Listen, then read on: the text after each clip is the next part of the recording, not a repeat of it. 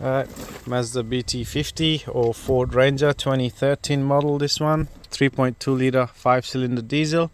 If your car is not starting like this, trying to start and it dies off like that and doesn't start,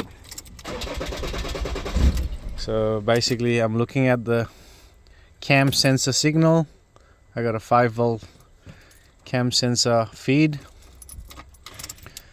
and I got to crank it. There's no signal from the cam sensor. Okay, so I'll show you the cam sensor. So the cam sensor is down here, just under that fuel pressure sensor or fuel rail there. You'll see a connector with 3 wire. It's hard to see, but that's your cam sensor there. Yeah, so that's the problem for no start on this, and they do start eventually and run alright. You can drive it and it's just intermittently playing up, so that's the problem, cam sensor.